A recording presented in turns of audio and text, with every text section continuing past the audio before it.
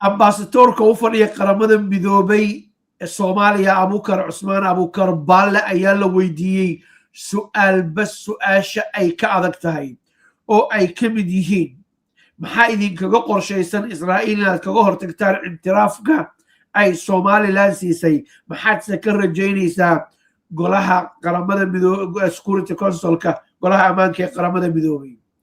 waa su'aalaha waaweyn la weydiiyey waxa kale oo ka mid ah maxaad Somaliland ugu diidan tihiin intiraafka sida dadka kale ee intiraafka baadi goobaya tacdiidihii dowladdii militariga ahayd ay geysatay ayaa wax laga weydiiyey iyo waliba madaxweyne Trump weerarka qaawan uu ku soo qaaday dadka iyo dalka Soomaaliyeedba su'aasha ugu dambaysa ayaa waxay u dhacaysay ama u muuqatay mid Abukar la doonayay in dabin loogu dhigo talow ma ku dhacay soo odaygu shaxda waa faansiyo waa ka booday qaybta dambe ayaad ugu tagi doontaa waxaynu dul istaagi doonaa haddaba 6 su'aalood oo ugu waaweyn oo waraysi raade su'aalo iyo jawaabo aad u dheera aynu idinkaga soo xulnay oo dhowr iyo 30 daqiiqo ahaa sidaas awgeed cadaalad uma samayn karno waxaas oo dhan soo koobno cidii doonaysa asagoo afqalaad ah qaramada midoobay website-kooda ayay ka daawan karaan halkan 6 ugu kulul ayaan idinkugu haynaa waa 3 bisha كوباد سنة كلامه كل يشري لبعض قال كاني وبرد سومالي تي في صباح وناكس الصومالي محمد وهجاك حتى بتعوض يا أي نكون بلونه أما ستورك يا لو يدي سؤال ده بس عطيه سؤالي معلومه لسؤال في قرابة بدو حلقة ويديني أما ستورك وحقنا شيء كو يلا بعتن سنة دولة دي من التريقة الوسيد دور أبو قالك كو يلا بعتن سنة دولة دي من التريقة هيد إن أي مركز دجال أي كل جرتي جمهديه دالك صومري إسلام مر أهانتاسنا أو دبدل لقى عاوني وقرب كهلي وحوا أبوكر شيء إن أي مركز دولة دي ميليترية هيد إيه جمهديه قار كمذبا أي لبضوا ذبا التعدي ذا أي جيستين لكن وحلي هذا حسوق إنه صنع إنين أيو يري إسلام مر أهانتاسنا عد سيجار اللوبر تلمامي سنة أي سنجرين ورردان إيه دقالداننا ay dalka qaybo ka mid ah oo kale ay ka dhacayeen laakiin waxa uu Abukar qirayaa in markaas dawladda hadda joogta madaxweyne Xasan Sheekh Maxamuud iyo waliba dawladdii ka horeysay ee madaxweyne Farmaajo labaduba ay isku dayeen inay arrimahan soo afjaraan oo xal loo helo oo wixii dhacay markaas laga garnoqo Israa'iil ayuusan waxba oo la hareeyeen waxa uu sheegayaa Abukar ambassador Abukar Baalle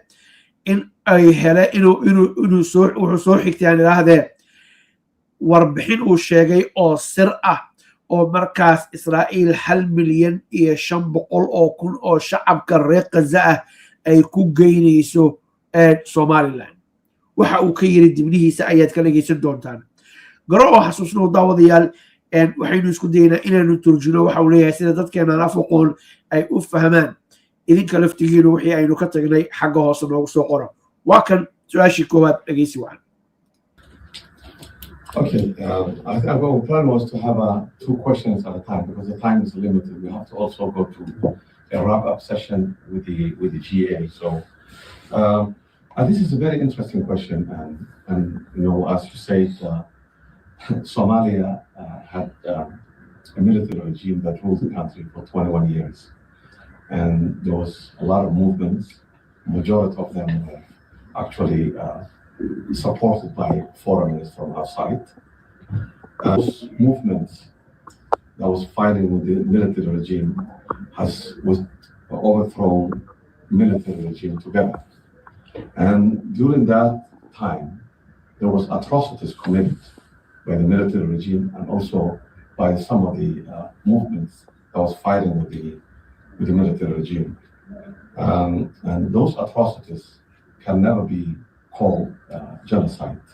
And it was not a term that can be used because it was not targeted for specific groups or specific. The government were fighting with people who want to overthrow that regime at the time. And it took place in many parts of Somalia, not only the northwestern region. But the claim of genocide in Somalia decades ago, more than 40 years ago, by the occupying power of Israel. It was kind of like shock to us, and it's an attempt to distract what the occupying force are doing in the occupied land of Palestine from ongoing occupations, killing innocent people, displacement, the illegal settlements, all these things, starvations,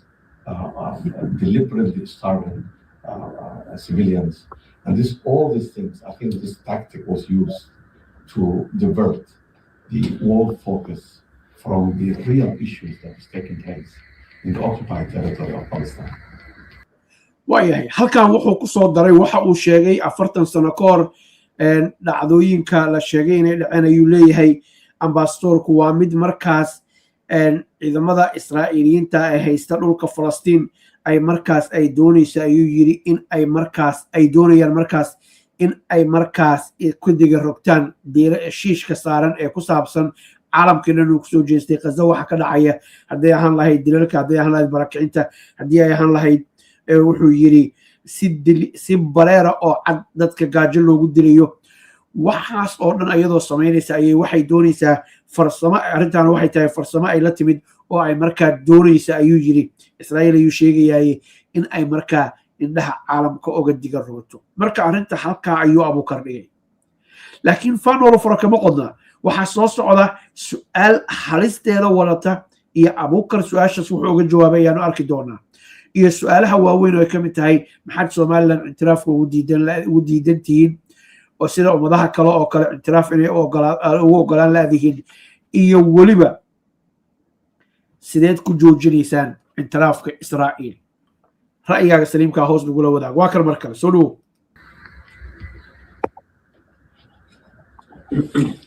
Hi, Ambassador here. Shida with China Central Television. First, wish you a successful month.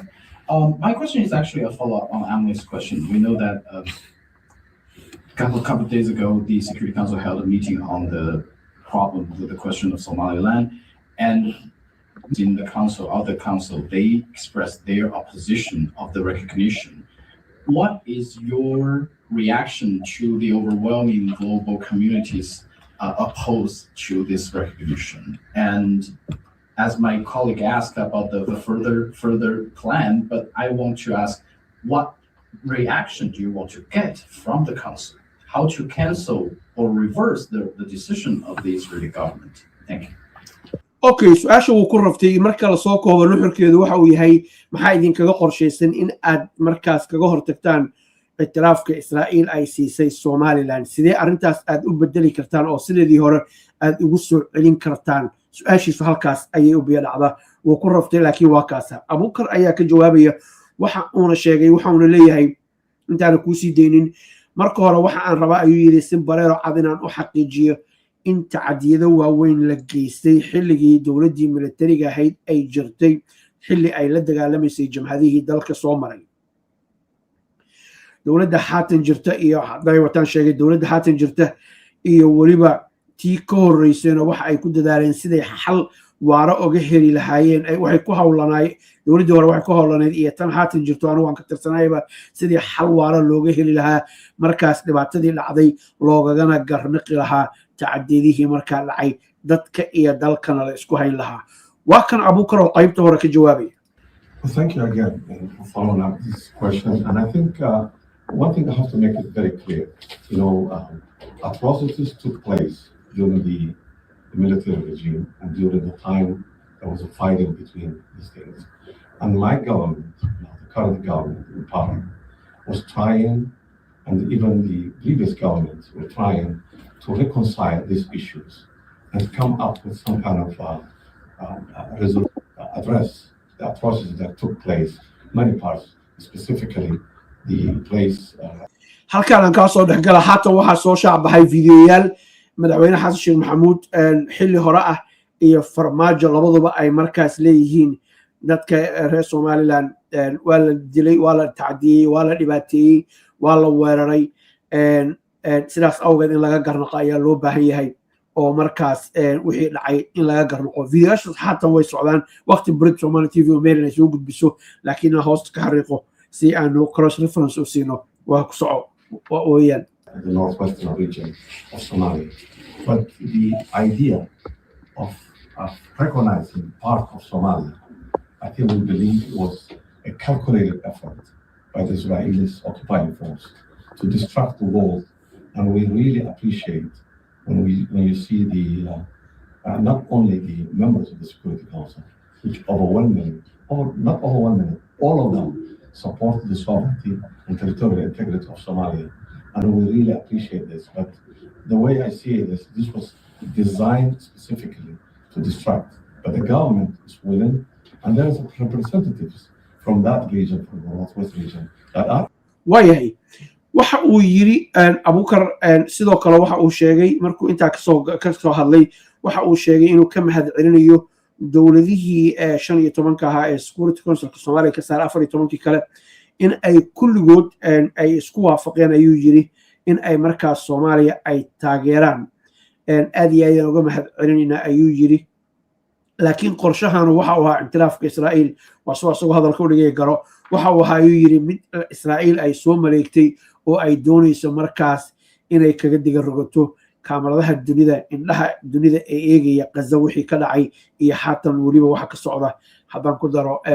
daanta galbeed oo aad iyo aad laftigeeda loogaga dayranayo wararka u dambeeyay ee soo baxay waxa uu kaloo ku daray in markaas Somaliland ay ka joogaan dowladda dhexe xildhibaano ayaga kuraasta ku matala labada aqalba ay ka joogaan ayuu sheegay oo markaas ay qayb ka yihiin markalena dib wuxuu ugu soo noqonayaa Israa'iil oo ku eedeynaya markaas hawshan ay wadaa inay tahay mid aan soconaynin uu leeyahay hawsheeda waa mid aan soconaynin isla mar ahaantaasna ay doonayso in ay caalamka ku marin habaabiso code waa kan in the government and that are serving in the federal parliament from that region, from the Northwest region, that are in the government and that are serving in the federal parliament and that serving the upper house of the parliament. And there is a discussion was going on before even this thing, because I participated in a dialogue between the Somaliland and Somalia that took place in 2012, 2013, 2014, and this was something that was ongoing, but was never a question of sovereignty or territorial integrity of Somalia was any country that recognized or at least thought about this. But there's the idea even in Somaliland. Somaliland no longer exists. Somaliland was, when we got independence, was two regions, Northeast and Northwest region. And Northeast, which is about 45% of the territory, and 45% of probably the population, if it's not more, are also part of the federal government of Somalia region. Part of that Northwest region, which borders toward Djibouti, are also trying to say that they don't want to be part of secessionist group. This is basically, it's not a problem of sovereignty or territorial integrity. It's a small group that want to succeed, and secessionist group from this. But again, as I said, the government, even though this exists, the government is trying to come up with some kind of dialogue and open a dialogue and see how best, without any military offense or without all these things, to solve the problem that, if there is a problem that is saying that it exists, how to react on and support on this kind of thing. So I don't know any more answer, but I think we have region in the government and there is a dialogue only to go before even these things.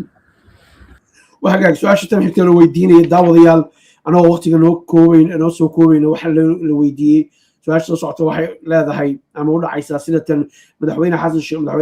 الشيخ محمود اعتراف كإسرائيل سومالان وحقوا كتل مامي إن أي تهاي وجدنا كدم بيسا إن شعب كريق الزمركاس لغسو دابوليو سوماليلان سؤال سوك جوابي أيوة بكر وحو الشيغي إن أو مركاس وصوحي غنيو وعندنا مغرب جونتان قول روه warbixin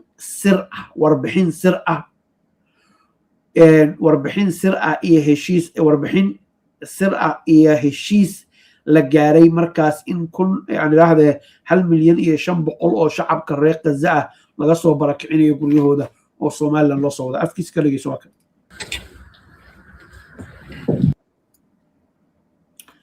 With the Associated Press. Thanks for having this press conference. I wanted to follow up on some of the Somaliland stuff, most specifically because your president has said that Israel's recognition of this was connected to Somalia or Somaliland taking Gazans who are being,